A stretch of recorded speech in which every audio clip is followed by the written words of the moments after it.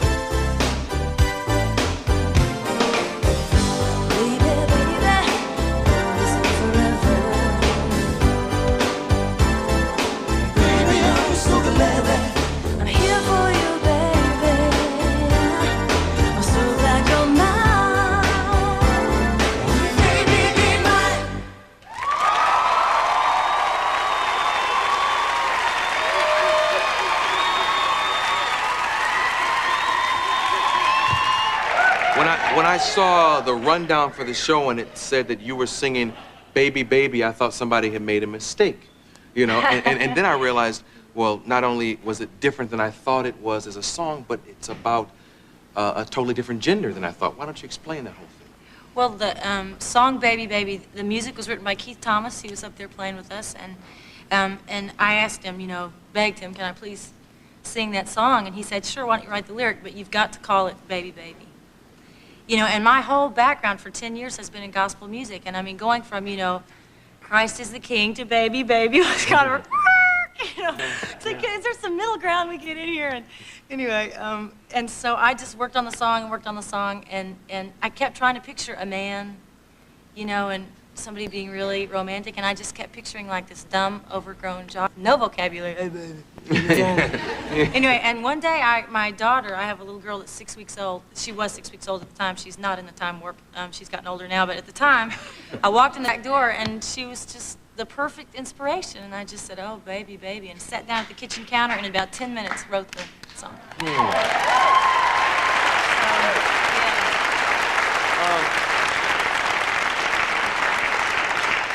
the conversation we're about to have, I've had with groups like the Winans, who do gospel music, started in gospel music, and still do it and stay firmly rooted in their spiritual beliefs, but for some reason come up against criticism for what they're presently doing.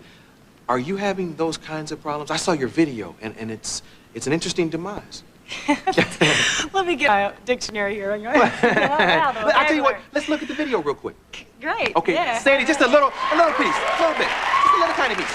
A little bitty bit, a little tiny bit.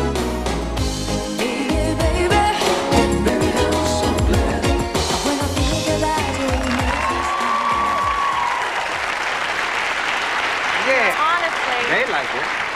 It could have been really, really sexy. I mean, it could have just gone over the edge. You could have been in it. And that would have just like, then that would have gone.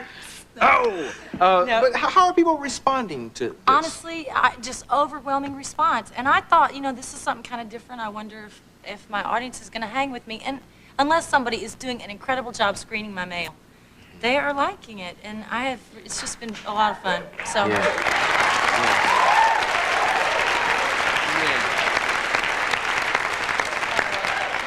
You're actually branching out in many ways, still trying to help, though, within your music. I noticed one song is about abuse, in a sense.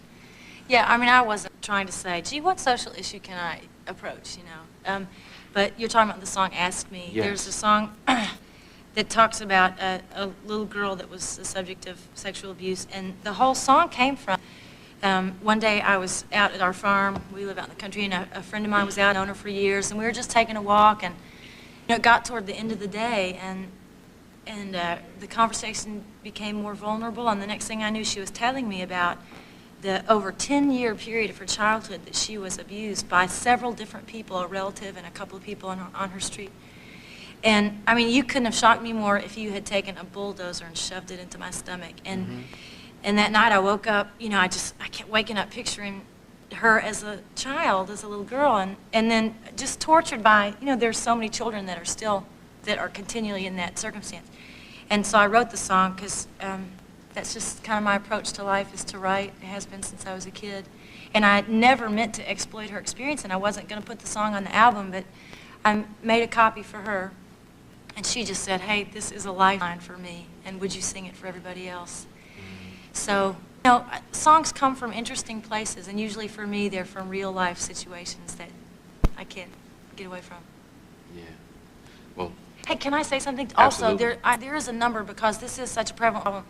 And can I give a 1-800 number? Sure. This is the place. Okay, cool. Where am I looking? Hello? Anywhere you want to look, they'll find you. Okay. 1-800-4-A-CHILD, just like the words for a child, is a number. If you're in that situation, please don't be isolated by it and call for help. Yes.